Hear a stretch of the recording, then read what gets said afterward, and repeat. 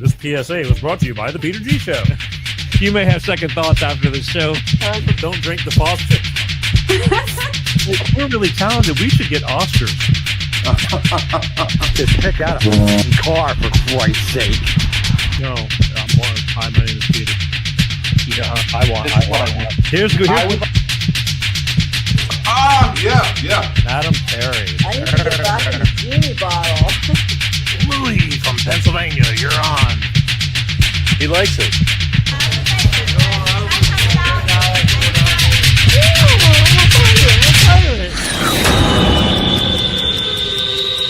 It's showtime.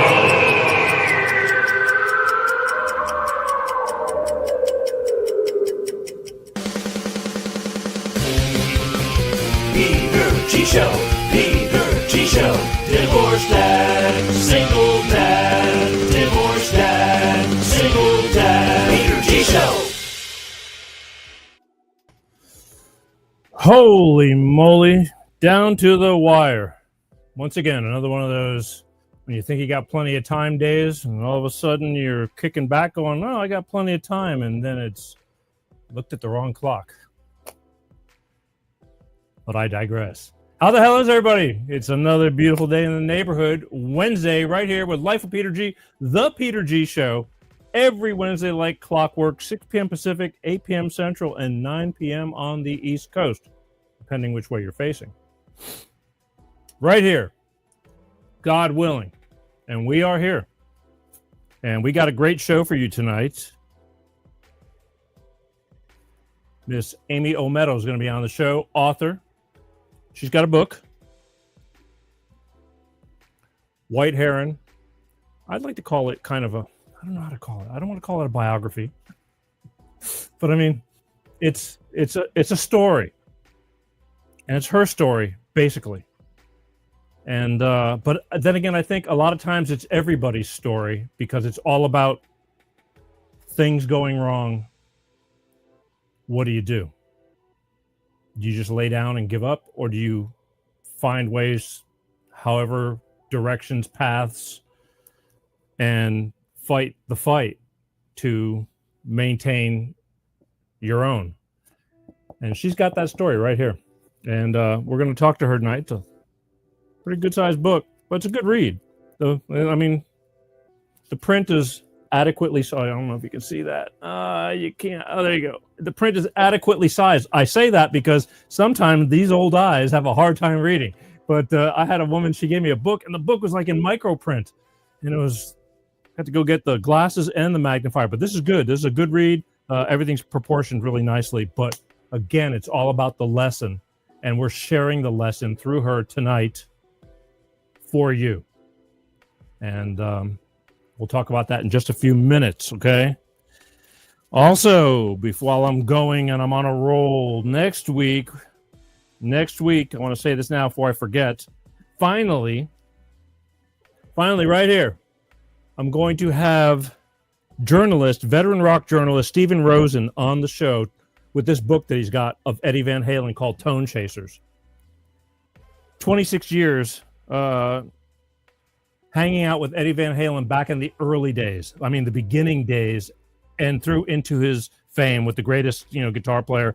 And we're going to talk to him and talk about the stories and the early days and hanging out with him, one of the greatest guitar players of all time right here. Stephen Rosen, veteran rock journalist. He's got this book on Eddie Van Halen called Tone Chasers. And it's a beautiful book. It's kind of three-dimensional. When you're touching it, you can feel different things. I mean, hardcover and a lot of pictures, a lot of reads, a lot of stories. But going to be a great interview next week with Stephen Rosen.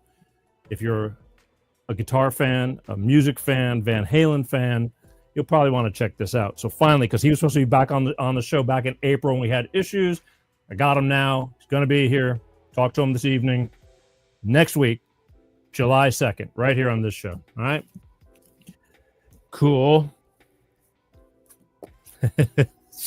Sorry. I just blew myself out of the water a few minutes ago and not realizing what time it was. No. Does anybody say anything to me? No. Before we get started tonight, I want to reiterate on last week real quick, as I sometimes do. on shows prior. Because, again, I keep talking about how quickly the news is changing. And, we hang up the phone right now, or, the show goes off the air, and tomorrow, who knows? But I was really speaking from the heart last week, and I had to do it in the only way I know how to do it, and that's the truth on how I felt. And I realize everybody doesn't see this show. I realize that. Shocking, but I realize that. And so things happen. But, I was really talking about people flying off at the handle, getting too involved with today's media, talking to, and then flying the first thing they hear, and they just start spreading the gossip, like the sky is falling, Chicken Little, we're doomed. See, I told you so. And I, with loving care, didn't know any other way how to put it, but to try to tell a lot of people that don't realize what they're doing, that they need to just slow it down and shut the fuck up. Simple. I mean, it's the only way I know how to put it. And I'm sure a lot of you that watch this show already know that. But this is for these other people. There's a lot of people that are just gaslighting, they're haters, and they just spew more hatred and fear. And lo and behold, the show was over last week. And what happens? Our president, which I refer to as the Orange Man, only because the haters love to call him that. I don't hate him. But I'll use that term so that way I don't keep dropping his name and it gets picked up in the algorithms and they start putting their thumb on me some more. He decided to end this problem with the nuclear threats of Iran, which I totally agree with. And every president for decades has said the same thing, but done nothing. And eventually there was going to come a point where we were going to regret it. And he finally put a stop to it right away. Didn't happen, and all of a sudden everybody's jumping to Facebook, we're at war. It's World War III. He's going to kill us all. And I just sat back and watched because, it is kind of alarming because that's a heavy move to make. But then again, he's the kind of guy to make that move. And lo and behold, everybody's freaking out. And I'm just sitting back, and lo and behold, again, 24 hours later, 48 hours later, people are screaming and yelling, he's a friggin' idiot, and this and that. And we're not at war. We're not at war. And again, today, I had to pull this off the internet because there's this one person that I see who happens to be on my page, but I know he probably doesn't like me. I don't know why he stays on my page, but because he's a libtard to the max. And he wrote this. Or he copied this. I don't think he wrote it. He's a copy and paste kind of guy. Claims he knows everything. MAGA wants us terrified of the Iranian sleeper cells. The real danger is the Christian nation sleeper cells, ICE goons, and the J6 thugs Trump pardoned. And again, I'm not MAGA. I am common sense. I can't understand why anybody would not want to make America great again. It's a great slogan. But your so-called MAGA people aren't the ones spewing off this hatred, aren't the ones telling you we're going to have sleeper cells. I'll tell you what, all the MAGA people know that there's tons of bad people that were let into this country because the borders were wide open. They already know that stuff. So they're not out spewing all this fear and hatred that this typical guy was just doing. And this is where the problem is. You're the problem, not the MAGA people. The MAGA people are prepared. They know something may happen here or there. But the fear-mongering and the gaslighting, it's all coming from you. And you know who you are. All of you who think this way. And again, you could think all you want. But my point being is that, watch last week's show, because maybe it'll help you to shut the fuck up. Just shut up. Nobody wants to hear it. You think you're doing something good, but all you're doing, you're the hate. You're the problem. And if you don't like it, take a hike. I'm trying to help you. Someday you're going to look in the mirror and figure it out. But until then, somebody needs to just be blunt and honest with you. And that's all I can be. But it bothered me looking at this crap because it's crap. It's just pure crap. Just shut the fuck up. Stop the hatred, because Everybody that was screaming that we're in World War III and we're all going to war, 2 days later, there's a ceasefire between Israel and Iran. Now, he's no Superman. He can't stop them from doing stupid stuff, and he blatantly got upset that they were doing a few stupid things. But he took the chance. He knocked that stuff out for your own good and for your children's own good, because the Iranian radicalists don't care about Americans.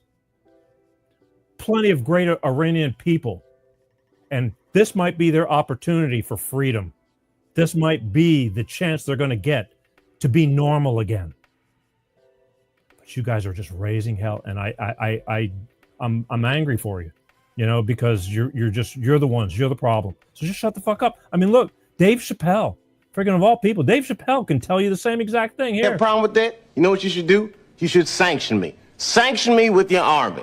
Oh, wait a minute. You don't have an army. I guess that means you need to shut the fuck up. That's what I do if I don't have no army. I would fuck up. Shut the fuck up. I mean, he's got the same idea. Shut the fuck up, please. For the love of God. All you people that are just ready to lash out on Facebook or wherever you're at and just start telling you, see, I told you so, and nothing comes of it. Don't you feel stupid? I mean, I'm not calling you stupid because I think you've just fallen into the gullible department. But don't push your luck. All right? That's it. I love you guys. I do. I have hope and faith that you'll turn around. I turned around. I wouldn't say I was that like you, but I disbelieved a lot of things years ago. That's why I have hope. I have hope that maybe sometimes a little wake-up slap might help you realize that you're just running your mouth stupidly. Don't be that person.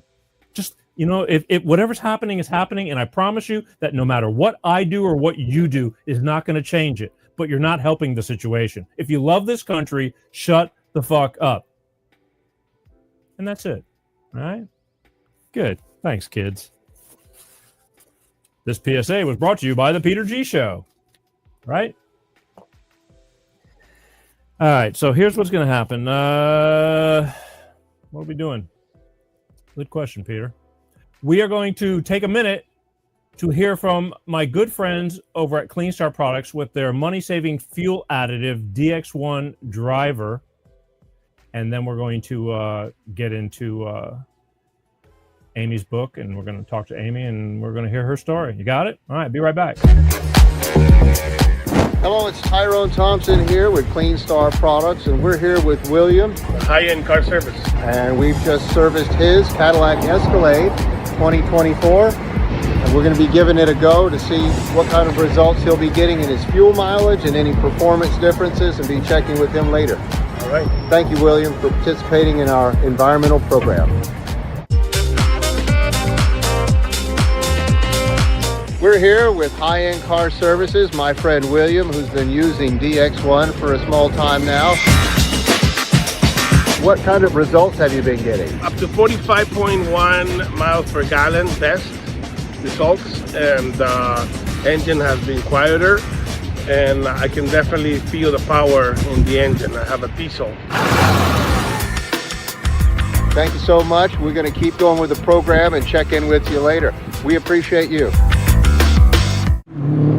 The Long Life Engine Program with DX1 Driver is the only safe environmental product for your high-mileage engine. DX1 is a non-toxic, clean-burning oil that goes into your fuel and your engine oil, providing lubricity for gasoline and diesel engines. You save on average 10% gasoline and 15% diesel fuel consumption. Call now for a price quote and place your order today. It's the Long Life Engine Program from Clean Star Products and Tyrone Thompson. That's right, Clean Star Products. I got 2 words to tell you about what they have. It works. And it makes a great peace sign. I use the product myself. I would have never believed it. And I realize that it's not your average everyday thing you pick up at the store. But if you have cars and you know how expensive they are and you know how expensive fuel is, you'll try this product, because I'm telling you, I figured it out within the first 3 or 4 tanks of fuel that my big F-150 Super Crew that I love to drive, high mileage F-150 Super Crew, started running a lot better and was getting better gas mileage. My daughter even noticed it because she borrows the truck to go pick up hay for her horse when she's running out of food and it doesn't get delivered on time.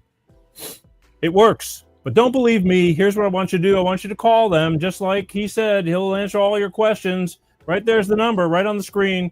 Or you can go to www.cleanstarproducts, and the number's on the screen on their website. Call them directly. Chances are you might even talk to Ty Thompson himself. He'll answer all your questions. They have a good product that they believe in because they know it works. And should you decide after talking to them that you want to order the product, you mentioned that you saw it on the Peter G Show, and they will send you 5 bottles for the price of 4. I know, amazing, right?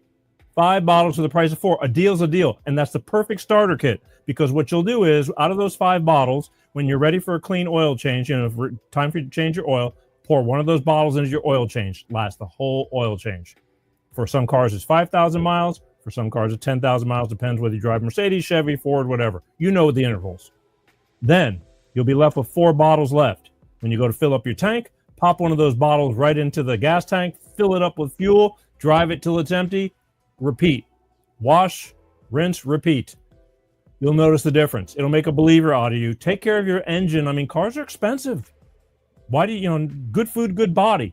Same basic principle. Call them. Right there's the number, 310-200-8931. Talk to them. It's a great deal with a great product, and tell them you saw it on the Peter G Show, and they'll hook you up. All right? There you go.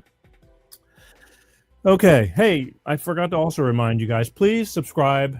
Please, please, please. If you're watching on YouTube, please subscribe, share. Sharing's caring. Sharing really helps too. If you're on Facebook, the official Peter G Facebook page, please hit the follow button. All that stuff matters. It really does. Things are really picking up. It only took 8 to 10 years, but things are picking up. And it really matters, okay? If you like what you see, even the haters, I know they're watching. They can't stand me, but they can't stand not to watch me. But things are picking up. But you got to share, all right? It makes a difference, because there's a lot of people that aren't aware of what's going on that might need this information, like tonight's story. I'm sure everybody's got somebody that's going to need to hear Amy's story, all right? So please, please, please, please, share, share, share. And don't forget the audio podcast, too. If you don't have time to watch the show, Google Peter G Show podcast audio, and the audio will come up. It's on like 26 different platforms, Spotify, Amazon Music, Apple Podcasts, all the above. Put an earbud in your ear while you're driving in the car, all the above, all right? You can take it on the road with you. I like when you watch, though. All the shows are on demand if you miss it live, but just do it. Okay, so as promised, first let's take a little sip here. Oh. Smooth. Okay. Catch our breath. Before I bring Amy in, I want to read a little something about Amy to introduce you to her, and then I'm going to have her introduce herself. Amy Olmedo is the head visionary and behind White Heron Retreat, a 10-acre woodland sanctuary in Delco, North Carolina, just outside Wilmington, North Carolina. After surviving a traumatic brain injury, PTSD, divorce, and a series of near-death experiences, Amy experienced a profound spiritual awakening that led to her reconnect with her inner creativity and sense of purpose. From that transformation came White Heron, a creation story. Her debut book that blends personal reflection, spiritual insight, and healing wisdom to guide others through life's darkest hours. Today, Amy welcomes visitors to White Heron Retreat to find peace, connection, clarity through nature, storytelling, soulful community. Her work is rooted in compassion, resilience, and deep belief in the magic that lives within us all. That's what you're getting tonight, all right? So without further ado, ladies and gentlemen, live, first time on this show with her new book. White Heron, and I'm going to show you in a second. Ladies and gentlemen, welcome my new friend to the show.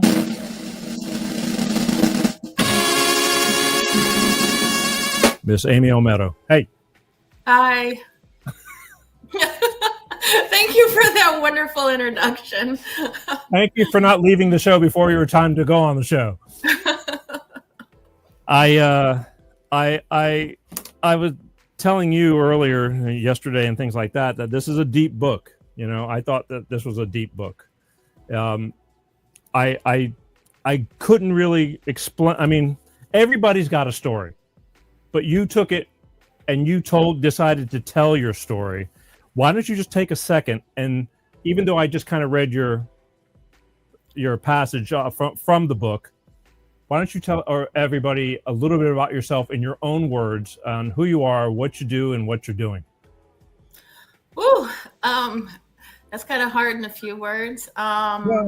So I'm a mom, first of all. I have 2 wonderful adult children. And I moved to North Carolina in 2020. Everybody knows what that entails. And I came here because I needed to finish healing. And living in, I'm from Maryland. I was living in Maryland, and just between work and stress and driving and people, I just wasn't able to finish healing. I've had 2 car accidents. I was hit by a car. I had a horrible divorce and a respiratory illness. And I knew that in order to live into my purpose, I was going to have to go somewhere where I could fully be me. And now I have created a retreat. It's a nature retreat. It has 2 different types of trails. I'm focusing on people who have gone through adversity, and also creatives that need to come out and find their best creative spirit to create the work that they were meant to make. And we also have a honeybee farm, and we'll be having an immersive training center where you can actually feel and smell and taste what it's like to be a bee, as well as take regular bee classes and do some additional research on just the amazing magic that bees give to us in our environment and our nature and everything. I always said, you know, in growing up, be all you can be. Yeah. You know, I always knew you could be the one. Yeah. Me too. All right, sorry. Yeah, I just saw it and I went for it, and shame on me. I know. You were feeling the bee. I am.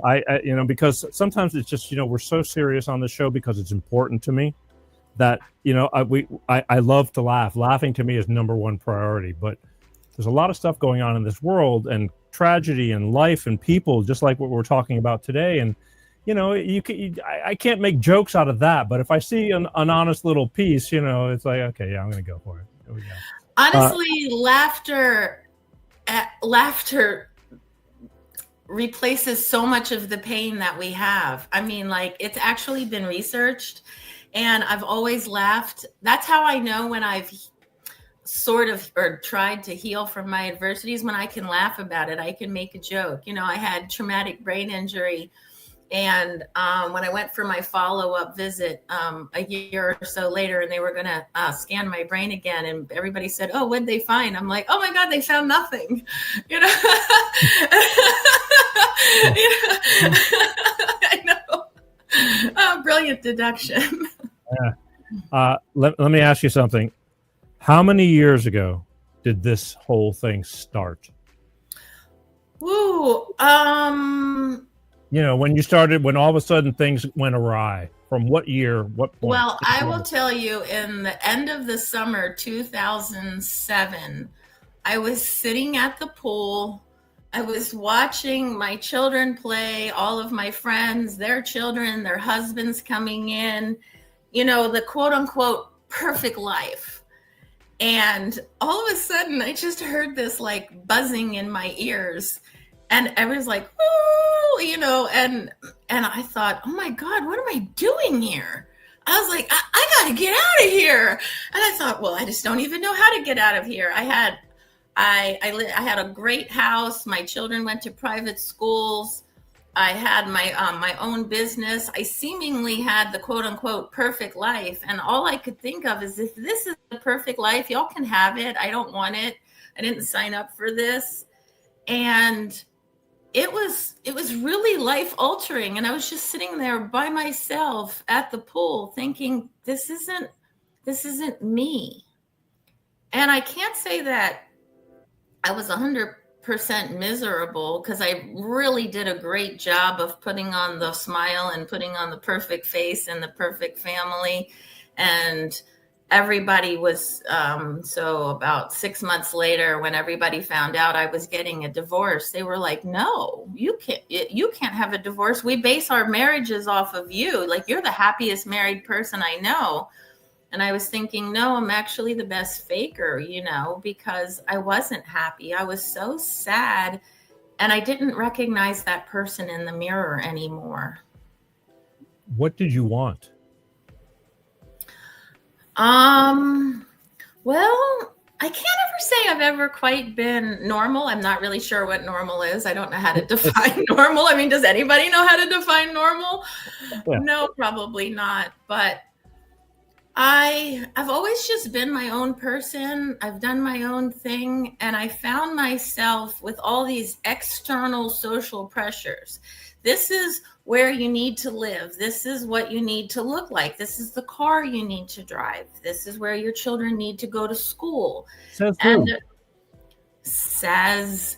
the social media, and says the politicians, and says, the stores and the commercials and the media. Everything you listen to all day, every day, ultimately controls your life, whether you know it or not. And that's what hegemony depends on. Hegemony is it's not a word that's used commonly, but people should look it up, because it is the controlling factors in your life that control you with your consent, which means you don't question it. You believe that control is real, and that you should just follow it because that's the thing to do. Let me ask you this again. I'm just setting up for as we go forward. I want to get a base here. Okay. Do you mind if I ask you how old you are? I'm 54. Okay, but I mean, because you said you have 2 adult kids, and I'm 63, and I have barely an adult child, and I mean, everybody starts in different ways. You look a lot younger than me, and absolutely. And I'm just going, well, when did you start? When how old were you when you got married? I had my children at 25 and 30. Okay, fair enough. Yeah. That's not 15 and 16, I mean, no. So that's so many people unfortunately do, and you just cut your whole life off, and they go, I never had time to live. I never had time to do this and do that. That's why I'm saying, okay, it's one thing if you're not happy in your marriage because something's not going on right, but I'm just trying to figure out whether you just weren't happy with just the whole thing that you're created, or you just weren't happy with a certain part of it. That's all I'm trying to get established. No, I actually think I had, when I was a child, and a teenager and everything, I thought I had a pretty decent life. I mean, I always had a contentious relationship with my father, but my mother is absolutely amazing. And the one thing I can say about my father is that he thought my mom was the best person in the universe. And so I had to give him credit for that. Okay. And no, I went to college. I got a double major in 4 years. I had awesome friends. I still have friends from growing up, from elementary school through high school through college. When I met the man that I married, because we worked together, and philosophically we just matched. At least I thought that we matched, and so I really thought oh, look at me. I'm going to have the perfect marriage and the perfect children and the perfect job. And I wanted to be a doctor, and I did everything that I could do because I wanted to work with children. And my main goal was to help children be happy and be who they're meant to be in the world. Fair enough. All right. So then let me ask you this. How would you describe yourself? before everything started, you as a whole, as a person, before everything started going awry? I know I've kind of been asking about everything before, but this is the last question. I mean, as you, mentally, physically, spiritually, metabolically, any way you want to put it, your whole aura, how would you describe yourself that you were before everything just started going, south? I mean, as a person, who were you? I was a scholar. I was an athlete. I did a lot of volunteer work. I pretty much slept 4 to 5 hours a night my entire life. And my goal was like, work hard, play hard. Because there's plenty of people who work hard, but then they're kind of missing like friends and social outlets and laughing and having a good time. And then there's people who play hard, but they never seem to get their job done or do whatever. So my goal was to do both. And even that, like I said, I had a double major in college. I graduated with honors. I worked full time. I volunteered, and I went out every night, and I loved to dance. And so a lot of my friends would go dancing with me, and we'd go to different clubs and everything. But then, bam, I'd wake up the next morning and go do it all again. So, and my heart was in everything. And that's what it was. Like, my heart was in getting good grades and working with kids and having friends and loving my life. And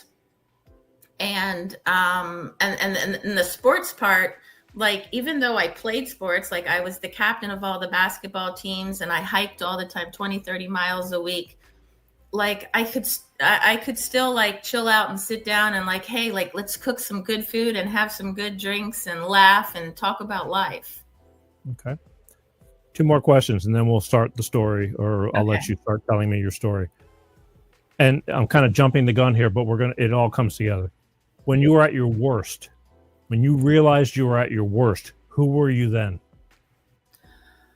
Well, the car accident where I had traumatic brain injury and post-concussive syndrome, and basically my body stopped working. I couldn't read more than a sentence. I couldn't get through the grocery store. And the doctor told me, you're going to have to get used to this. This is your new baseline. And since you like bad words, all I could think in my head was to the doctor, like, this is my new baseline. I was like, fuck you. Like, I was like, how can I get better? What can I do? I mean, I was a Montessori school teacher when I was in high school and college. And I taught children all the different ways to learn. Everybody learns differently. Everybody doesn't sit down and read a book and take a test and get an A. Like, that's not the way life works. You learn through experience. So when I kept going into all these doctors, like, how do I get better? How do I get better? And they said, you don't. They said, this is your baseline. Get used to it. The faster you get used to it, the better life will be. But I couldn't get anywhere. I didn't even know my mom's phone number that she's had since 1962. And so for a little, like, it was confusing because I knew that I didn't know anything. And I was in so much physical, emotional, and spiritual pain. And I was getting a divorce, and I had to hide it from everybody because they were trying to take my children away from me. And I mean, that's a perfect opportunity. You have brain trauma. You can't do anything. You can't have a job. You can't have your children either. So I just, so there's a lot of characteristics that go with brain trauma. And one of them is like paranoia and anxiety and depression. And a lot of people with severe brain trauma kill themselves. And I knew that. And my goal was to overcome it. And some days were good. And some days I just laid on the couch and prayed to God, like, please help me. Like, please, I don't know where to go. I don't know what to do. And my little lifelines of hope were my 2 children, because I loved them and I know they needed their mom. And I had a couple of friends that I had been friends with for a long time, and they kept me going. Okay. And now I'm going to jump to the here and now. Okay. Lastly, I mean, basically, how would you describe yourself today. How many years later is this now? This is 16 years later. How do you describe Amy now as a person from the beginning, before, then the traumatic middle of there's nothing there, to now? I've learned how to slow down. I have learned how to express myself calmly and respectfully to all levels of people. It doesn't matter your age, your background, your nationality, your religion. I can have very genuine, in-depth conversations with people.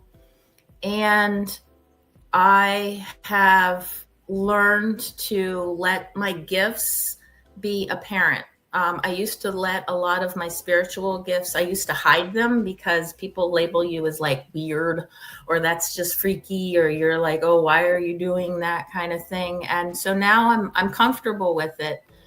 And which is why I have created a retreat for anybody who's gone through adversity to come out and learn how to heal through nature and through yourself, because I firmly believe that everybody has what they need inside of them to heal. And I don't define the adversity. You define your adversity. Are you happy? I am very happy. We're going to talk about healing and all your gifts and things like that. But I just wanted to go, before we even got into it, just a real synopsis, where you were, what the hell you were when you were at your worst, and where are you now? And now let's go back to this. What made you, besides live your life, because everybody's going through stuff. I think everybody at one shape, way, or form thinks that whatever's going on in their life is the worst thing that's going on in their life because it's their life. You know, now, again, I have this saying, it's like, it could always be worse, you know? Right. It can always be worse. Yeah. You know, says the man, doesn't have shoes, says the man with no feet, that kind of a thing, you know? Yeah. What made you not only succeed in saving yourself? And we're going to talk about, like I said, I want to talk about some of these stories if you're willing to go through some of these adversities with people. But what made you actually, I mean, sitting down and doing this is hard to do. I mean, to me it is, because I got like 10 books in me and just won't sit down to do them. I'm telling you, sitting still is not like one of my assets. But so apparently I'm a little bit stubborn, and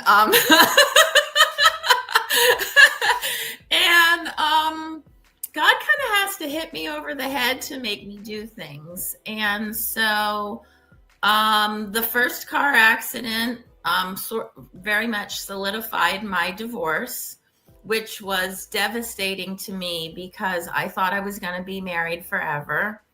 The second car accident introduced me to shamanism, which is not a religion, it's a way of life. And unbeknownst to me, I was already living that sort of life, and I just needed to learn more and do the work. And the next major change is when I came down here, and every corridor I went down, the door was shut. And it had never been that way for me. I mean, even with all the adversity that I've gone through, even with all the accidents I've gone through, so many doors were always open for me. I get along really well with people, especially like super intelligent people, like, you know, that head corporations and stuff. I get them. They get me. So whenever, you know, I went knocking at the door, people opened it, and I came down here and every single door was closed. And I was like, are you trying to tell me something? I'm like, come on, man. Like, you know, give me something to go on. And I had found this, it was about a 2 mile, maybe a little bit more than a 2 mile path down to the river. It's called the Cape Fear, which I thought was rather ironic that I was hiking along the Cape Fear River. And I found fossils that were millions of years old. And all of a sudden, everything else left me. I didn't care about anything. I didn't care about a job. I didn't care about going somewhere. I didn't care about I didn't care about people. I cared about finding fossils. And when I was finding those fossils, I was actually finding that little girl inside of me. And I was mesmerized, and I fell in love with that little girl named Amy that created me and who I am on the inside. And I knew I had to write something. And so I had a ceremony on the at Fort Fisher, which is sort of like this peninsula that goes out into, so you're pretty much in the middle of the ocean. And in ceremony, my first LinkedIn post came to me. I went home, I wrote it. It wasn't perfect. So I went back to the beach, and there was this huge storm and clouds coming over me. And all I thought was, if I survive this storm, this is going to be amazing. Almost everybody else left the beach. Okay, but wait a minute. Because great, finding fossils and writing the book, but that doesn't, in the meantime, what about paying the bills and keeping up and, and all that? How do you juggle all that? I had some money from selling my house in Maryland, and I came down here. So I knew that, and I was working remotely. So I knew I had a little bit of time and a little bit of money. Okay. So no, it was definitely not easy. I was, I was spending the least amount of money that I could, which is why hiking was really cool. It's free. Yeah. And the first post I put on LinkedIn, I had over 10,000 views, and my fingers got numb, and I'm like, oh my God, what do I do now? And then I found. How many years ago was this? This was 3 years ago. I think that's about the time you started hounding me. I sent you like hello. You were very bubbly, and you were very, you were always on, and because I remember that when we linked LinkedIn or connected, so to speak, I noticed you were on a lot. You started posting, and you did start posting a good bit, and it was all up tempo and very forward and positive and all that. I didn't know much about you. I take things with a grain of salt. I didn't pay a whole lot of attention, but you were there. So that's when you started writing the book? Pretty soon after that. So I was making a post every Monday, and I was getting anywhere from like 5 to 10,000 views, and people liked it. And I was like, hey, wow, I'm really good at this. And I made real connections with people. I made sure I looked at their profile. I knew who they were. I didn't connect with people that I just didn't care for. I couldn't connect with in any way, emotionally. And I had such a great community. And I did that every Monday for a year. And within that year is when I started making an outline, because my life is so convoluted in so many different ways. I've done so many different things. So I made an outline, and it was 10 chapters, 10 sub-chapters. And then I named every sub-chapter, and I made every sub-chapter a little tiny story. And then I connected my stories. All right. Let's talk about your story. Okay. What made you start from where you started from in the book? I mean, that's not really like the beginning. Well, my goal my whole life was to grow up, get married, have 3 wonderful children, and be a doctor. So I thought I would start where everybody wants to start. You start with the love story. And that's where I started, where I had met my husband, the man I was going to marry. And it felt like a fairy tale. Everything seemed perfect and wonderful and happy. And I had great pregnancies. I had great children. The man that I was married to was also going to be a doctor. So we understood each other, and we could work together. And and he admired my work and I admired his work. And it was really nice. But, and he's a little older than me. He's actually the same age as my sisters. So I got along really well because when I was a little kid, I had to hang out with my sisters all the time. And, like music, you're all into the music memories and the social memories. Mine matched his because of who I was around as a child. And everything just seemed really nice. But, as time goes by and you grow and you mature, you have more and more responsibility. You have children, you have houses, you have bills, you have dissertations, you have all of these things. And I was carrying the burden. And I was carrying his burden and my burden and the children. And then we had, probably 10 people that we were either related to or very close to pass away, including our dog, within 3 years. And I never saw him again.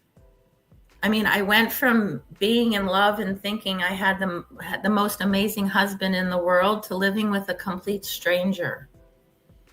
Why do you think that is? He just couldn't deal with change. He couldn't deal with the layers of responsibility. He couldn't take criticism, any kind. He had a fear of failure and a fear of success, all rolled into one big ball of anxiety. Because look, in general, marriage is no bowl of cherries. It's a lot of in the beginning, everything is wonderful. It's like dating, but to be long-term, which I truly envy people who are married long-term, because there's a lot of bumps in the road, and either you give and take and learn from it and realize and remember why you got married, or a lot of people just pull the plug. I mean, it's just that simple. And then you got kids involved and the kids are split up. So it's detrimental. I mean, it's all detrimental. When you got into that accident, you were still married, right? I was in the process of a divorce. Okay. Did you have support when you were in the hospitals? And I mean, how old were your kids during your first accident? Automobile? 6 and 11. That's hard. It was hard because I volunteered at their school. I coached their sports teams. Like on days off, I'd go pick up all their friends and we'd go hiking in the woods, and I'd have a backpack full of sandwiches and drinks. And I went from that to like, gosh, I hope I can get out of the bed and get them to school and figure out where I'm going, because I didn't know. And that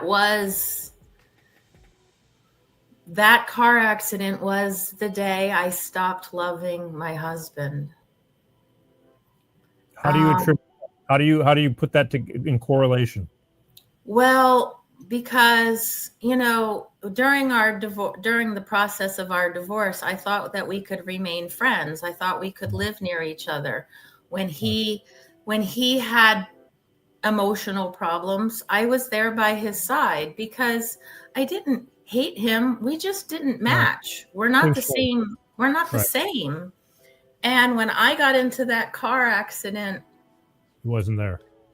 He wasn't there. He went to a festival. He made fun of me, and his lawyers slammed me with all kinds of stuff and private investigators and evil things. And in my heart, I was like, this is it. I'm done. I do not love him anymore. How long were you late? I mean, what type? Can you describe the intensity of the first automobile accident? Because you had several, I mean. So I want to know where the PTSD came from and all that kind of stuff, and when it came. But just so we can tell everybody. Yeah. So the first car accident is when I had traumatic brain injury and post-concussive syndrome. And I had a very difficult time walking.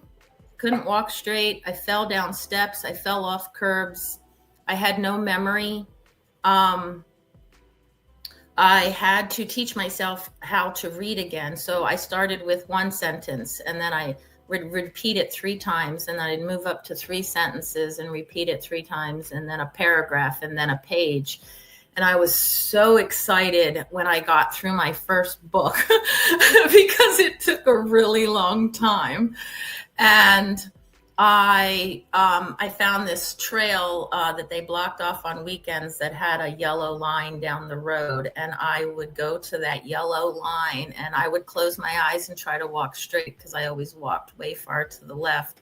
Because at the time that I had this brain injury, there was very little research and evidence on it. There was a little bit for athletes, boxers and football players, and there was a little bit for military people. But anybody who brought it up was like shunned from the medical community. There was a doctor that I think had been near a bomb explosion in Afghanistan, and he was a surgeon, and he performed his surgeries perfectly, as he always did. But when the surgery was over, he couldn't write his notes, and he had no recollection of the surgery.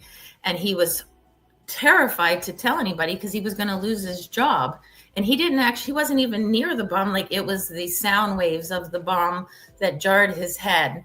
So when you have the brain injury, the way the doctor described it to me is it's like you take a Jell-O mold, you know, those things your mom used to make for dessert when you're little. He goes, you take that Jell-O mold and you shake it up. And he said, does the Jell-O ever go back the way it is? And I'm like, no. And he goes, and that's your brain. And I'm like, well, I just don't like that. But I worked really hard. I worked every day. And a year and a half later, I got an incredible job. And I had to just prove to myself I could do it. My boss was aware of my injuries, and she was absolutely brilliant. I adore her. We ended up working together for 7 years. And I worked for a program that I actually ran 3 programs that was in one grant, and we significantly improved birth outcomes through the state of Maryland. And I learned things I had never learned before and executed them with all my might. But so after the injury, how long would you say before Amy felt like Amy was back up to speed? Sense of normalcy. I would say about 2 years of working daily. How long was it between your first accident and your second accident? 5 years. And how bad, which accident was worse, the first or the second? Car accidents, right? Yeah. The second car accident emotionally was worse for me because I thought that my first accident was a punishment from God because I had left my marriage. And yeah. And so I thought, okay, I'm gonna reconcile all of these things, and I'm gonna go be I'm gonna try to be a great mom. I'm gonna try to be a great employee. I'm gonna try to be a great person. I had a boyfriend. Like, I was trying to do all the things I thought I was supposed to do. So when the second one happened, it shut down all of my organs. My body physically knocked over a telephone pole. And the only reason I didn't die was because the telephone pole fell about 3 feet outside the car instead of on me. And those few seconds between me grabbing on, going, oh my God, we're going to hit the telephone pole, because we skidded like that and the pole was over here. I had this whole conversation with God, like, why did you keep me alive 5 extra years? Why did you put me through all this pain and misery? Why did you do this to take me now? And we hit the pole, and I was still alive, and I was in more pain than I had my son with no medication whatsoever. That car accident far exceeded the pain of childbirth. And I was angry, and I thought, how dare you give me another car accident, debilitate my entire body, and keep me alive? I'm like, is life supposed to be torture? and I I didn't want to take the same path to healing, because the first path, all the doctors and lawyers just took my money and they didn't heal my body. So the second time, I'm like, I'm taking a holistic path, and I'm going to learn how to heal my body myself with other holistic healers. Well, okay. But how badly were you injured the second time around? The second time, my entire torso was bright green and purple.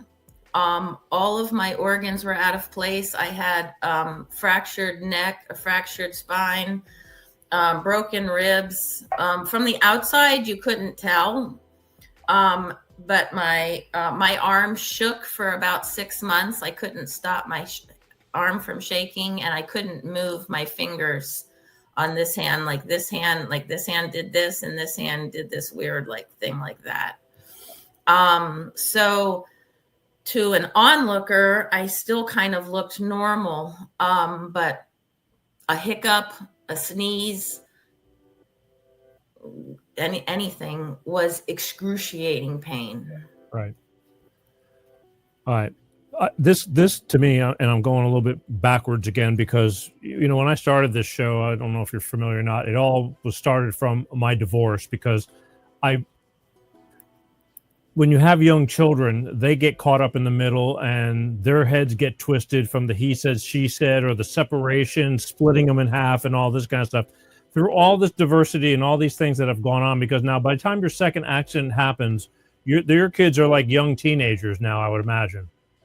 Yeah, so like 11 and 16. Okay, there you go. So between those accidents, the divorce and all that, how did your kids fare? Because to me, that's like the most important thing, because they're your children and nobody wants to see their children go through, live carrying, that kind of shit. Yeah. Well, my daughter was entering middle school at the time of the divorce. Well, I think she was in her second year of middle school, and it was very devastating to her. She went to a new school, and the private school she went to was loaded with money. So it was materialism everywhere. And my business was devastated. At the time of my divorce, my business was worth $3.5 million. I came out with $17,500. That doesn't pay for a private school education. I had a job, and my job allowed me to have a house and a car and, all normal things. But when you're contending against that type of materialism, she felt less than. And when you feel less than as a teenager, that's really hard. And a lot of the girls she was in school with were a year or two older than her, because the private school system does weird things with the grades to try to get better sports teams and stuff like that. And I thought that my son handled it a little bit better. He was sort of the peacemaker. He would advocate for dad. He would advocate for mom. He would advocate for sister.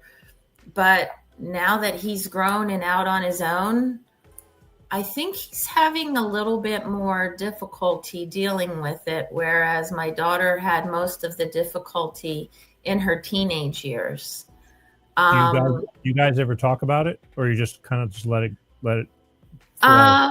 Well, my daughter's 29 now, and we talk about it, and we have really great conversations about it. We talk about not repeating patterns, and bad things happen, and there's a recovery period, and you move on. One of the main things I told both my kids was, go away from here. And I would have told them this whether there was adversity or divorce or anything or not. Leave where you are, experience life, experience a different way of life. Wherever you live creates an impression in your mind, and every little kid thinks the rest of the world matches their world, and it doesn't. And my message to them was go, travel, go to school, learn things, eat the food, go on hikes, learn the culture, ask questions. And unfortunately or fortunately, they followed directions because they live really far away. But I thank God for FaceTime all the time because it keeps my babies in touch with me. Because there was a saying or a little story about a guy that grew up, two brothers that grew up, and the two brothers had an alcoholic father, and the one kid grew up successful. Have you heard this story? No. The one kid grew up successful, and the other brother was like he was just losing in life. He became an alcoholic, and he was failing and just complete. And when they asked the successful one, how was it that you became successful? The kid, or the guy, grown up kid, says now, well, my father was an alcoholic when I was younger, and I didn't want to, and my father was an alcoholic, and I chose to not do that. And when they asked the other brother, why he was like that, he says, well, my father was an alcoholic. And do you see the difference? It's like life's full of choices. You can either use it as an example to better yourself and say, I don't want that. Now, again, marriage is tough. Everybody goes in thinking that this is the one. I don't think anybody intentionally says, man, I can't wait to get married so we can have a knockdown, drag out divorce, spend all our money, ruin our whole relationships with our family and friends, and burn everything to the ground. I don't think anybody does that. Probably not. So that's why I'm just asking, because I'm so, to this day, I may not do those type of shows all the time as much as I used to, but it's very important to me because they're your kids. They're our future. And I don't think any parent in their right mind consciously, well, there's a few, but not many, that try to ruin their kids. That just mentally beat down their kids. And my child is everything to me. And I've been very blessed that so far so good. Despite the problems, I had one of those burn everything to the ground divorces, unfortunately, and she survived it. But they carry stuff, she's admitting little things that you just don't think they know, but they know everything. And anyway, it's amazing what they know and what they don't remember. Right. That you remember, that they might remember, you don't remember, or vice versa. Yeah. And it's really interesting to me, the things that they remember and the things that they don't remember.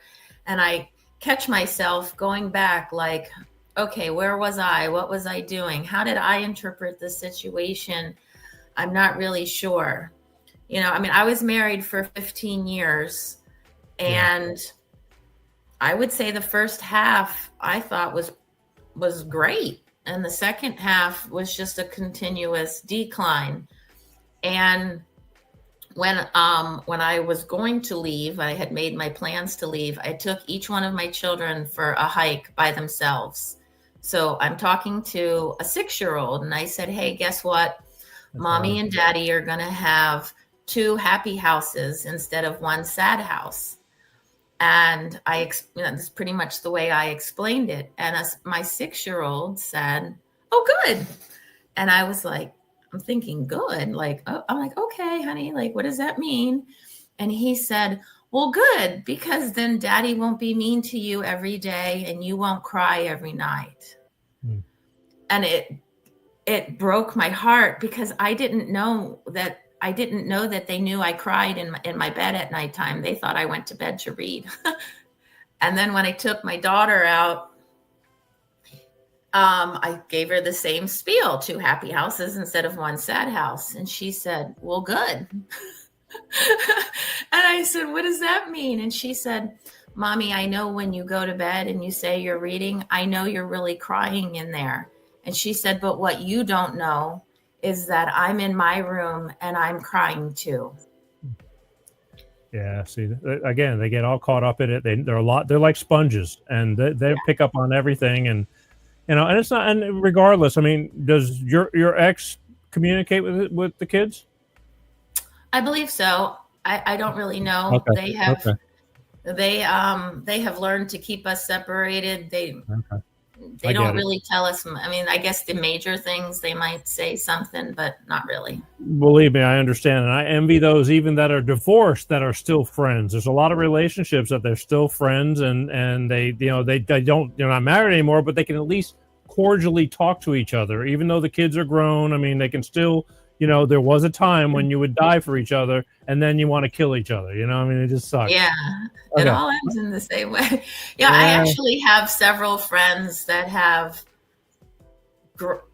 I guess you can call it a great divorce. I have three friends, not many, that are really good friends with their ex-husbands, and I'm friends with them as well as their ex-husbands, but they're my primary friend. But we have holidays together and birthdays and go on, little day trips and stuff. And it works out really well for their children. Yeah, it's great for the kids. I mean, anyway, again, water under the bridge. I'm living that. I've been divorced since 2012, and we still don't talk. And it's, I don't think it's ever going to be. And my daughter's okay with it. She gets it. She understands. But to me, it's just plain stupid. I mean, it just sucks.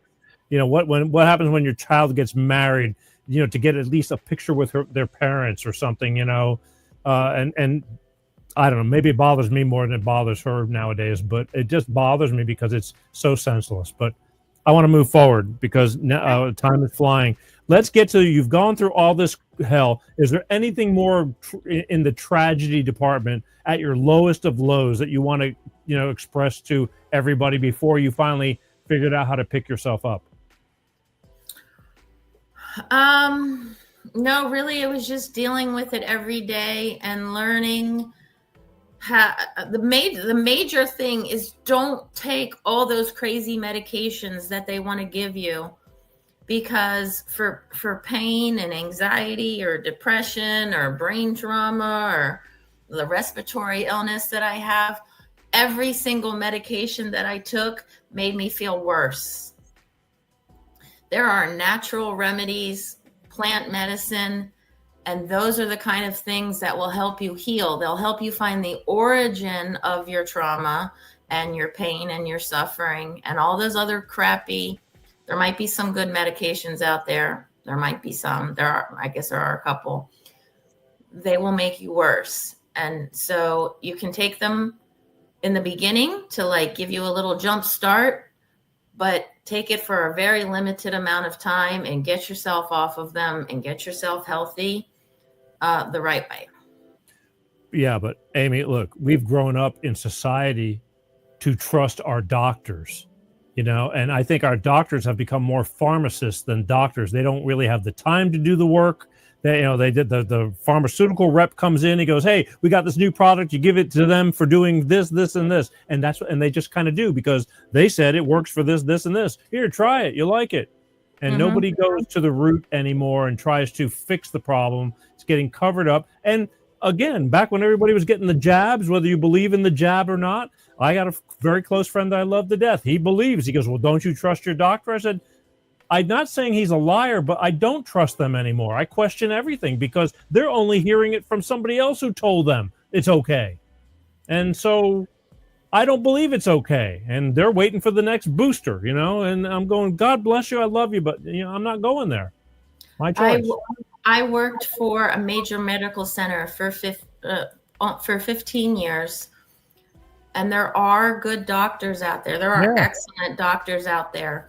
But the lawyers and the pharmaceutical companies and the insurance companies control the doctors. Anybody who wants to be a healer is not allowed to heal people properly because of all the rules and regulations.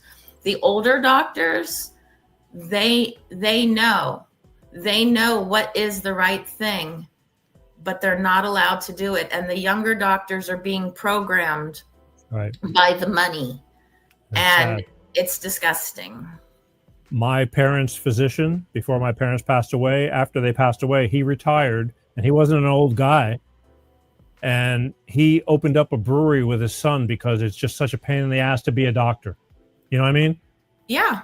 All those years going to school, all that money, you become a doctor, but the insurances and the programs and the what they put on you 10 minutes with a patient. That's what you should get, and then on to the next. And he said, screw it, I'm out. I worked with doctors from their first year through their fourth year, and I watched the change. I watched human beings come in, and I watched them leave medical doctors the way the medical system wanted them to be. Well, if you hang around, if you hang around a certain crowd long enough, you start becoming part of that crowd. Unintentionally or intentionally, whatever. You just start. If I went to Greece tomorrow and stayed for 4 months, I start speaking Greek. By default, you start picking up the language. And so it's just kind of the way it is. And again, I think there's a lot of people with good intentions, and then business gets in the way, and it's all business nowadays, and it really sucks. But we're gonna move on some more. Okay. When did you finally, when you saw the light? Tell everybody about this spiritual change and you feeling the way you felt in the past, or what you think your gifts are and what you're doing, what you started doing to change everything. So after my second car accident, like I said, I wanted to take a more holistic path, and I worked with a manual physical therapist, and he was excellent. He put all of my organs back in place, and I went to him every Wednesday, and the only day out of the entire week I went to the bathroom was on Thursday. So I was literally filled with poison. And after a year of working with me, he said, Amy, I've done everything I can do. I've put you back in place, but you're still not working. And he explained that the physical and the emotional and the spiritual are intertwined. So he referred me to one of his constituents, which she did acupuncture. And after working with her, everything started to open up. Everything started to change.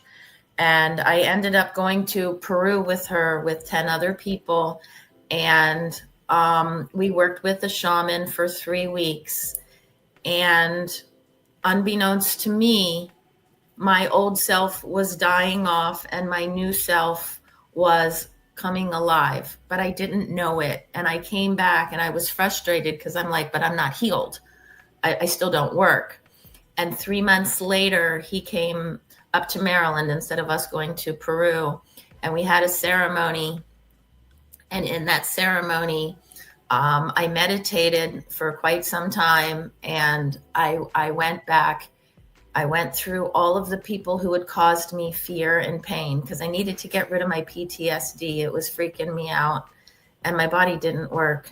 And I went through all the people who did that. And I got all the way back to my grandmother. And I said, "It's you?" And she said, "Yeah." She said, "Don't be afraid anymore." And I was like, wow, it was so real. And she passed when I was 6. And I was very close with her. And when I went up for my own personal healing, the shaman spoke to me. We kind of spoke telepathically, and he spoke in Quechua and I spoke in English. So I don't exactly know what we were saying, but we understood each other. And he leaned forward in my ear and he said, "Tell me about your grandmother."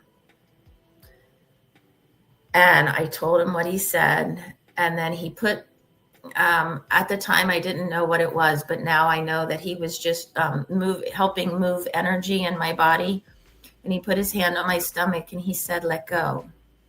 And at that time I let go, and I still was unaware, like, am I healed? Am I not healed? And about a month later, I saw an accident. I had no PTSD. I had no anxiety. I just kind of looked over. I was like, wow, that sucks. And normally that would have set me off for days. And I was so excited. And so from then on out, I was doing so much work, and I ended up working with him for 7 years. He pretty much validated everything that I had thought, all those weird little things, all those weird intuitions or those shadows or those whispers or those feelings that you get when you think something's wrong or right or you can help heal. He taught me how to see it and feel it and experience it and how to help other people heal. And that is what I do now. there's a lot of people that are going to be watching this right now. I'm Mhm. sure you're aware, and they're going to go, "What the hell is she talking about?" I wish I had a English word for it. I don't have a English I word. I get it, but let's face it. I don't think many people can go so deep within themselves to feel these things that you're talking about. You know, putting in the work, and you know, and a lot of people are going to say this is bullshit. This is you must be doing mushrooms or something. You know what I mean? Yeah. Oh, that's And- fun. Okay. Let me ask you that, because I know some of these people that go to these retreats and all that kind of stuff with these shaman, and they're all doing some form of shrooms, and they're and he's basically the sheep herder, making sure they don't trip and try to fly off a cliff or something like that. Is that what you guys were doing too? No, he was actually, so in Peru, when you get to about the age of 13, like in all the other religions, you send somebody into Catholicism and you send somebody into shamanism. And it doesn't matter if it's a boy or a girl down there, it's your calling. So one member of his family went into the Catholic Church and served the Catholic Church, and he was chosen to go into shamanic training. And his grandmother was also a shaman, and she would come to ceremony with him and help him so he could call in the spirits for whoever he needed. And honestly, if anybody would have told me this before I experienced it myself, I would have just thought that they were like having really cute little like Fruit Loop stories. However, I never felt more sane until after I went through these things, because it validated so many parts of my life that I kept secret, that I didn't want to tell anybody, that I knew was true, but to tell somebody else would make you weird or strange or freaky. And so for many years, I kept it to myself. And about 2 years ago is when I was like, you know what, I'm going to share this with the world. I'd shared it with a few people. I had helped a few people heal, but I wasn't ready to put it out to everybody else because I didn't want to be labeled that way. I just want to be Amy. But what I've come to realize is that I am a healer, and I can help people heal. And like I said, I wish I had an English word for it. I don't. From what I understand, my method of helping people heal, there's a Chinese word for it, a Japanese word for it, from one of the provinces in India. And I believe that Native Americans also do the same thing. And I wish that I knew what those words were, but I'm trying to do more research, because it's very distinctive. But I think more than anything in general in life, and this goes for a lot of things, but self-awareness. Yeah. I mean, it's very important. Knowing what you suck at, knowing what you're good at, knowing what's right, knowing what's wrong, knowing what you're doing, knowing what you're not doing. And if you do have certain qualities, I mean, I don't think everybody's got this, or if they do have it, it's not nearly as predominant as for some people that it's just like blatantly in their faces, and they go, okay, because I bring on psychic mediums. I don't know if you believe in that kind of stuff, but I have them on my show. Well, again, there's certain times where if somebody's looking at you and tells you something that in your heart of hearts that nobody could ever know, how are you supposed to deny that? Right. And that's every person that I have ever worked on, what I feel with my hands and what I see in my mind. So sometimes I see things, sometimes I hear things, and sometimes it's just like an impression that I have. I've never been wrong. And there's like this little bit of excitement inside of me, like, yes, I'm right, I got it again. But my excitement very quickly turns to being humble, because when I say my observations, it brings people to tears, and they're not sad tears, they're not happy tears, they're like hot tears of relief, like when my soul is looking at their soul and we have an understanding. It's not my human part looking at their human part. It's our essence. It's what creates all of us as being one. And I do believe in, like a universal oneness. Well, there you go. I mean, the same thing. When I said about psychic mediums, you kind of went like this. It's like basically same thing, only different. I mean, again, I believe that there's plenty of wackos out there that aren't very good, but I've gone through enough of them to where you kind of know when you know. Yeah. It's that kind of simple. And I know a lot of people that have way big disbeliefs in it, and everybody's entitled to their own thing. Same thing. You're gonna get some people that are gonna say, oh, I don't believe in that crap, and you're gonna get people that are gonna love you to death and come back to you and spend all the time because they know that's for them. So now that you're doing this, how long now would you say you've been in full swing of what you're doing and out? I don't want to say coming out of the closet, but coming out of the magical box. Yeah. Full swing. I would say, I don't know.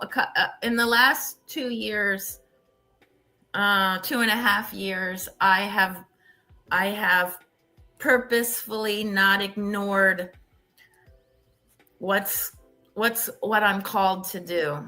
Most of my life, I would try to no, I'm not going to look at that. No, I'm not going to deal with that. And now I deal with it. I always have done it. I've just done it on a very small scale. And so now I'm just ready. And I've started working with another shaman recently, and he's helping me with more words because he is from America. The other one that I worked with was from Peru, and he spoke 3 languages, but it was difficult sometimes getting, obscure words that there aren't translations for. But you've acquired, now you've got property, you're setting up these retreats and areas where obviously for people to come. I mean, that's a big giant step. You've even incorporated I'm running out of time too. Bees, which is a big deal in your whole part of that whole thing, isn't it? Yes.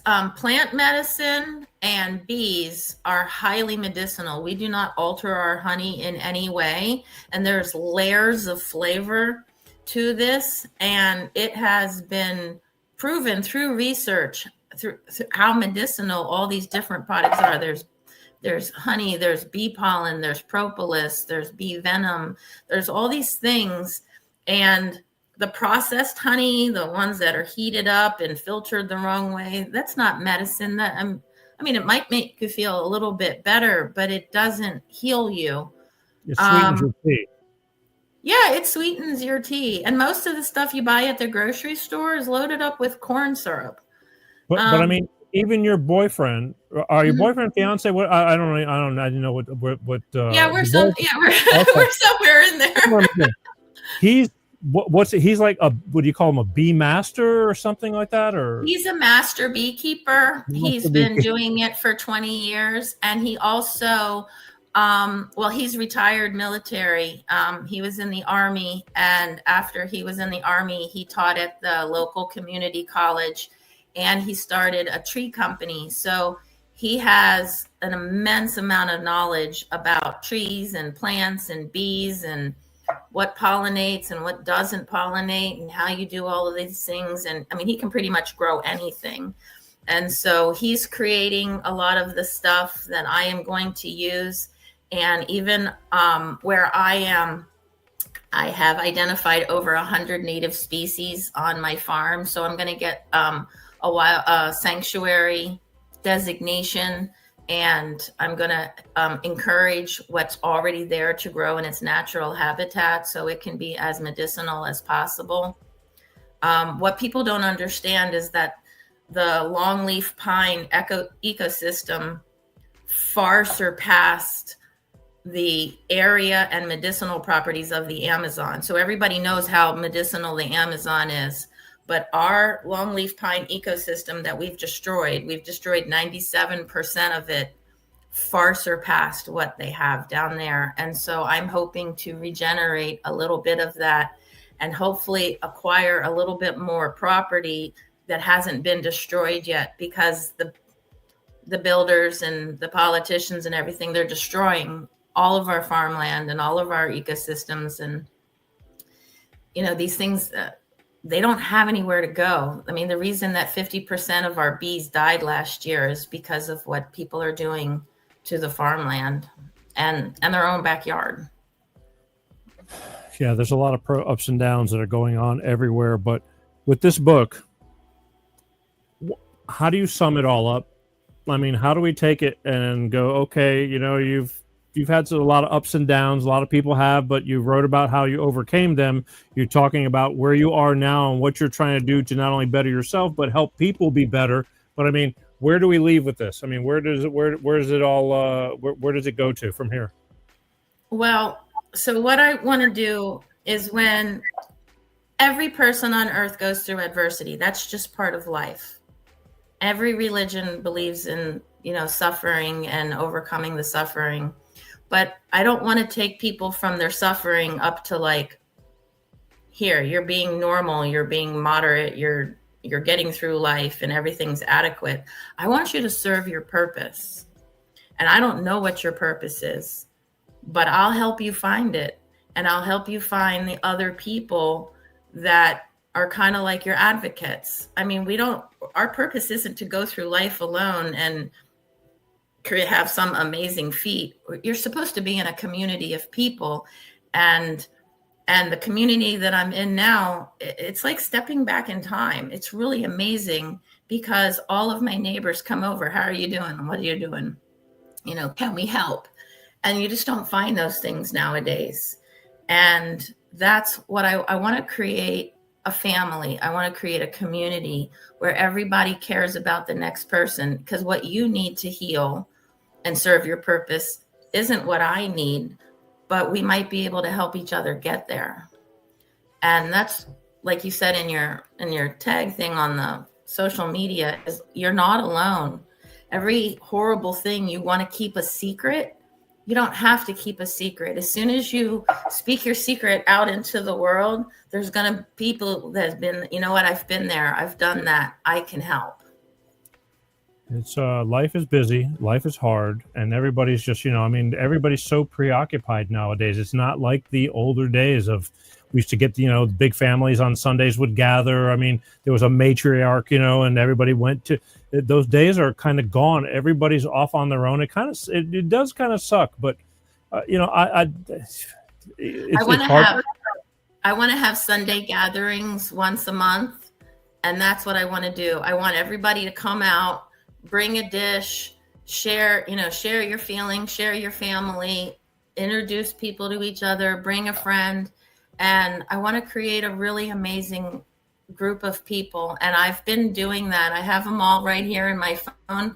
For the past year and a half, I've been collecting phone numbers of people who want to belong. And as soon as we're up and ready to go, I'll be sending out those text messages. I'm really pushing it tonight, but it's worth it. Depression. You have experience with people with depression. I mean, how to get them, because I'm telling you, I got somebody in my life that I've done a show on him. He was on, this past year, known him most of my life, didn't see him for several decades, only to realize later, after spending more time with him, he said that he goes through huge bouts of depression. I mean, the sweetest guy in the world who doesn't want to live beyond, because of the thoughts that go through his head at times. He says you can't even get out of bed. I mean, is there ways out of that? Yes. I've actually,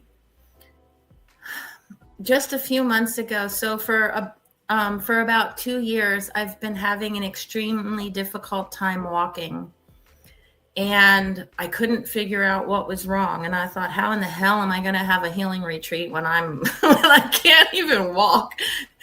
And I've learned how to meditate. I've learned how to be quiet. I've learned how to use plant medicine and go on ceremonial journeys. And I knew I had to heal myself. And epigenetics is real. And I think the term people are using now is generational trauma. And I don't like to use terms like that, but these things are real. And what I did when I meditated for about 4 or 5 hours, and I did use medicinal mushrooms, but I went back and I found my father when he was 4 years old, and he had been in the hospital with polio, and he wore braces on his legs. And I removed his braces and I let him run through the fields of wheat. I watched, and I couldn't call him my dad because he was 4. And so I called him Joey, and because his name was Joe, and I thought, well, that's still kind of weird. But anyway, I watched him run, and hot tears poured down my face. And then I went and found his mother, and I said, I'm so sorry they had to take your baby away from you, but they took him away to keep him safe so he could live. And at the end of all of that, so much emotional energy left me, and my legs have worked ever since. It was miraculous. I didn't quite believe it. I was checking on myself for days. I was asking my boyfriend Ken for days, like, is this for real? But it has been 3 months now, and I am healed. And there are many accounts like this of people who have gone through plant journeys, whatever type of plant medicine they choose.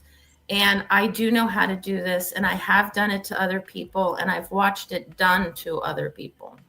Because, well, he even said it on the show. He has done shrooms and things like that, and laid in bed and put something dark over his face and just meditate. But I just feel like he still goes up and down. It's an uncontrollable switch. Unfortunately, when it kicks in, it's like good luck, and who knows how long and to what extent. And so I'm just looking for ways to help him. Yeah, well, you can tap into it. So like I said, I worked with a shaman for 7 years, and it wasn't all like fun and glorious and wonderful. I mean, we sat in dark rooms with a single candle. I learned how to do ceremony. I emulate a lot of those things. I believe in them. I've looked up the science behind them. So whether you're using ayahuasca or San Pedro or psilocybin or any of the other plants that help people, it takes time and it takes work. So, I mean, there was times when I was frustrated and I was angry and I was like, this isn't working, and why aren't you doing this? But it wasn't about Teo, my shaman. It was about me. And even though he did what he was supposed to do, my body wasn't ready to let go. I hadn't learned my lessons, because life on earth is just a series of lessons. And until you've grasped your lesson and you're ready to move on and teach somebody else, your body still keeps it. So the only thing you can give people, and there's 2 kinds of hope. There's a hope like, oh, I wish I won the lottery. I wish I, whatever, get a new car. That's a bad kind of hope. That's hope but real hope, like hope when you're in that deep, dark spot of desperation, you have these little lifelines of hope that say, come on, let me show you the way. Let me show you how the path to healing. But I can only take you down the path. You have to open the door. And some people can't afford to go and do some of these things too. Money's tight for a lot of people. And I mean, this individual was a functioning, like, real job person, and it even interfered with his work, where he's no longer working. I mean, that's the sad part of the whole deal.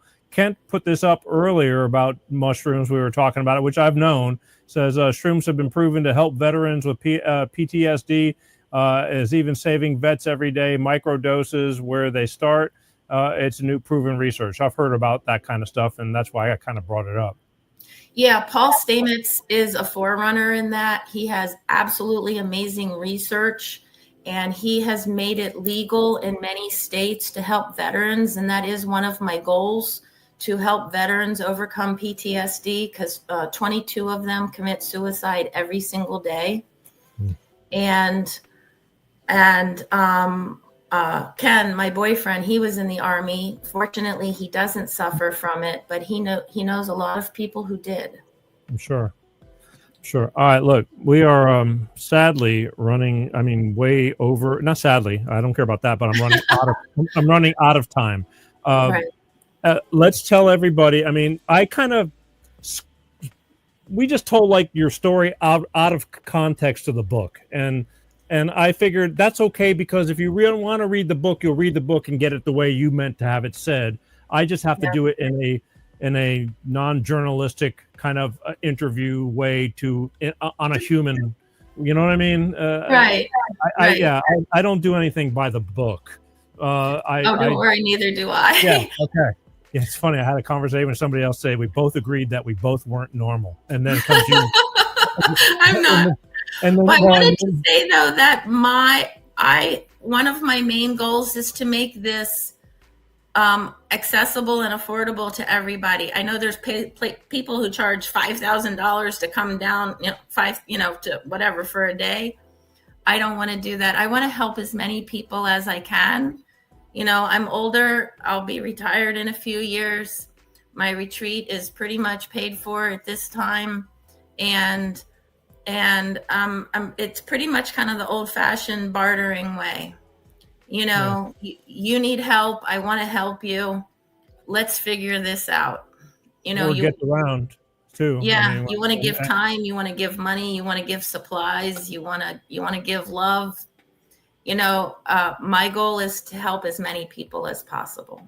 Yeah. I mean, I mean, there's the typical, I mean, if somebody's doing some good, somebody's going to know, and people will talk. People will talk. Word gets around. Guys talk. You hear things. I mean, you really do. But here's what I'm going to do. I want to put up real quick. If you want to get more information on Amy and her book and her retreat, I strongly suggest you go to her website right there, www.whiteheron.us, and check out her website. All the information's there. Plus, if you want to read her book, which I suggest you do if you're interested the book is available through there too, correct? Yes, my book is available on my website, and the contact information is on my website. You send me an email, put your phone number in there. I'm happy to talk to you. I'm happy to talk to anybody and help. And the main goal is to put as much love, it sounds kind of corny, put as much love out into the universe as possible. But the more love you put out, the more love you're going to get back. And we can help to decrease the dichotomy you were speaking about at the beginning, because we don't have to be all the way over here and all the way over here. Life can exist in here and we can all get along. Yeah, no doubt. I used to say, just like you said, put it out into the universe. And it's corny. I used to think it was corny. And I think much less of it being corny nowadays. Again, as you grow older, hopefully you grow wiser or more in tune with things. And I'm not here nor there, but I'm a lot closer to understanding like the things that I never thought I'd understand or never cared about. So, I mean, it does happen. But everybody has their own timing and own journey, unfortunately. It does. And please have your friend call me.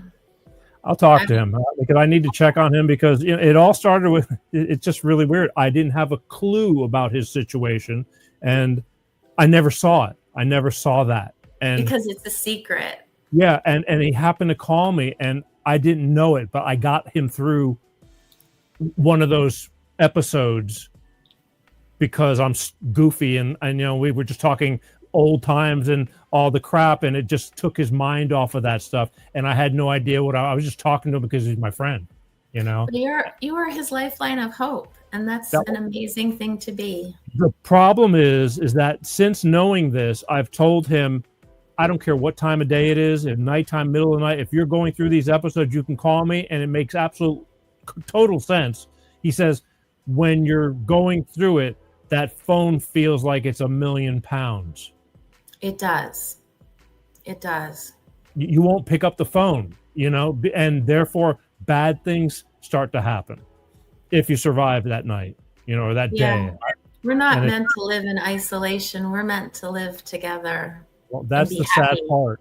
It's very sad. And I get it. I'm going, he may need the help, want the help, but won't reach out for the help because his brain will tell him not to. For some reason, don't. You're bothering somebody or whatever the reason may be. And that's the sad part, because I can't count on him to count on me when he's going through those things. And and I just pray that this will never happen. We'll never have an incident or whatever. But he scares me, because it's I just hate seeing loving people that mean no harm to anybody who are just suffering with these I don't know how, these illnesses. I guess it's an illness of some sort, right? Yeah, I mean, there's so many things that affect the chemical functioning of our brain. I mean, it's not like one thing. Like, you can't do this one thing and get better. You have to do a multitude of things and take care of your whole self. And people have to stop believing that your mind, body, and soul are three different things. They're one beautiful thing. And when one suffers, the other ones suffer too. No doubt. All right, look, last time, and before I let you go, if you could leave anybody with anything that you feel is like one of the most inspirational thoughts in your head, one of the most things that has affected you in the positive manner, what do you think that would be, if anything? Well, it's actually the topic of my next book. And the best way to heal yourself is to fall in love and stay in love with the worst parts of yourself, because when you love them, they turn into your life lessons and your assets, because you wouldn't be you without them. Okay. It's like, I'm an asshole, but I mean, I don't, it's like, that's the thing that's hard for people to do.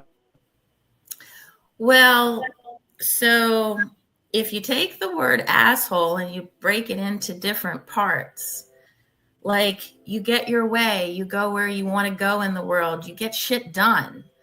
And if you get shit done, a lot of people will call you an asshole, but that doesn't mean you're an asshole across the board. It means that you have these standards, you have these goals, you have these aspirations. And when you want to get them done and people get in your way and they fuck up and they're pieces of shit and like, oh, maybe I'll get to you tomorrow, then they're going to call you an asshole.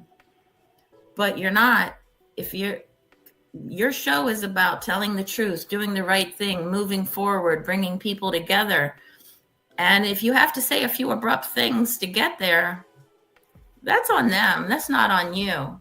And as you age, you can tell your younger self, like, okay, let's not be that abrupt anymore. Let's not use those words anymore. Let's find like a different way to say it, so that when if you go to the pearly gates or the ether or wherever you're going to go, when you die, you can go like, you know what?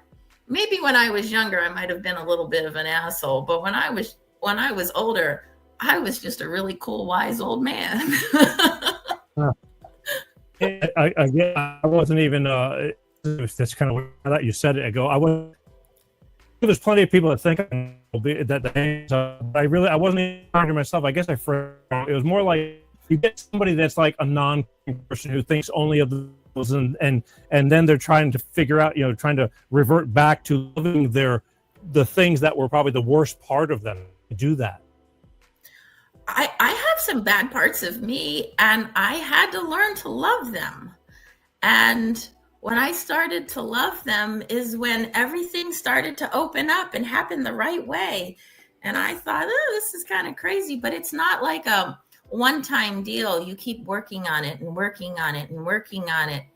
And then when you love the bad parts of you, you can learn to love the bad parts of other people. And then it evolves into, oh, that's not really so bad. That was useful to me. And then when you find out it was useful to you, then you can mutate it into the next step. I got you. Nobody's perfect by no means. Yeah. I do know there's times when I'm a hard ass. I have to be. Things are very important to me, and you know what you want, and you try to get things done. and there's times when I slack off and times when I screwed up or this and that, and you learn to give and take, and you're hard on yourself, or you don't give a shit. But again, I don't like it. It's all good, but until it comes to a point to where you're hurting others, and it's like, okay, I put a high demand on things, but that's on me. But I don't know. I just when you were saying like, loving the heart, I think there's some people in this world, like, I don't want to use the word narcissistic, maybe, we'll never see that part of them. Does that make sense? No, I wish I could say. I wish I could say that all people are going to get there, but if you look at, like I said, look at Earth as a classroom, and every time your soul comes down to Earth, you learn more and more lessons. And when you say, oh, this person has an old soul, it means they've been around for a long time. They've learned a lot of things. And if people are kind of at the beginning of their journey, they might not have learned as much as the next person. And that some of those people with the really big egos and I guess I'll just leave it at big egos, they're really difficult to deal with. But when they have to answer to the next life, it's because they had to learn lessons. And like, so say somebody is impoverished. You'd never wish for somebody to be impoverished, but maybe they had to learn the value of money, or maybe they had to learn the value of generosity and all of those things, so that the next time they come around, they won't be impoverished. They might be wealthy, and they might be able to help impoverished people because they understand the deprivation. So everything that we're here learning will ultimately help us. I didn't want to pick apart your final word, but I also at the same time wanted to make sure it's understandable to even me. Oh yeah, absolutely. So all right, look, thank you for giving me the time to come on the show. I can only hope that everything we've talked about tonight is going to reach the ones who need to be reached. That's really important. So. Yeah, that's super important to me. That's the only reason why I do this show. Otherwise, I didn't need this kind of stuff to do. I just felt like if I'm going to do this, I want to do it for a reason, and I want it to have a purpose. Even though at times, sometimes it does not feel purposeful, but it all comes together one way or another. I figure out how to round it all up. But again, anybody wanting to go out and get her book and get more information on Amy, go to her website, www.whiteheron.us, and go check her out. Contact her, send her an email, send her your thoughts, share the show. It's a gift that keeps on giving. As I said, you might not need this information, but just like my friend I feel does, I'll be sharing this with him because I love my friends. So there you go. Thank you. I don't know if you have time to stick around in the green room, and I'll talk to you in a few minutes after we're done, or I'll talk to you tomorrow. It's your choice, whatever you want. But thank you for. All right, thank you for again giving me the time. We are going on to the 2-hour mark here, right? So I gotta get out of here. Oh, right. No, I love talking to you. There you go. Wave to everybody, and we'll talk to you soon. Bye. Right, there you go, ladies and gentlemen. One last, the spiritual and coming from the ashes to what do you say, Phoenix or the Miss Amy Olmedo here. Go to her website, check her out. I'll see you soon. There you go. Hang on, man. We are going late again, but I when things are important, it's important. That's all I can tell you. So it's important. So we go along. Makes for great listening and while you're in the car, or great watching when you have the time. Good information. This kind of stuff translates over audio. I can't say it enough. When you're driving in the car, commuting back and forth to work for 45 minutes each way, or whatever, exercising, walking, put an earbud in your ear, Google Peter G Show podcast, and listen to the show on audio. It's great. And lastly, do not forget, next Wednesday, let me go here.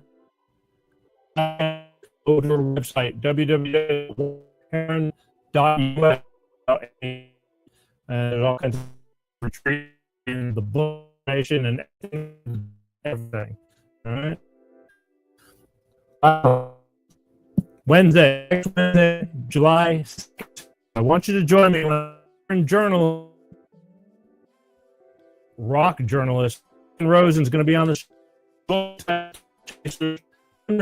Edward, for those who love music, love Halen, all the above. He's got years. He spent 26 years journey with, and then while we're talking to him on all these days, it was in the early days, how everything evolved and developed. And again, who gets to spend 26 years with one of the greatest guitar players in the world?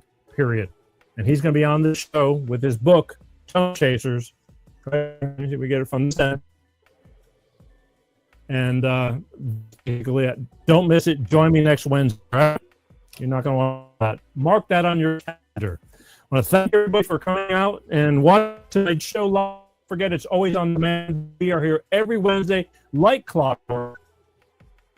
We never miss a show. I intend to miss a show every once in a while. 6 p.m. Pacific, Central, 9 in the East Coast. When I'll comment. What do we got? It says, enjoyed your show. Well, thank you. God enjoyed the show. That's one. It all started, folks. And that's it. All right, guys. I'm going to leave you with just a reminder. Life is short and it's stressful. You don't have to be an ass, but you don't have to take a lot of crap from people, especially now. We're in this very divided world. You know, I've been a little bit harsh on these past, few shows and that, trying to make a point because it's important. But I always tell you, no matter what you in or no matter what you want to say or do, I try to tell you to just watch it. But I'm not going to dislike you for it unless you're critical.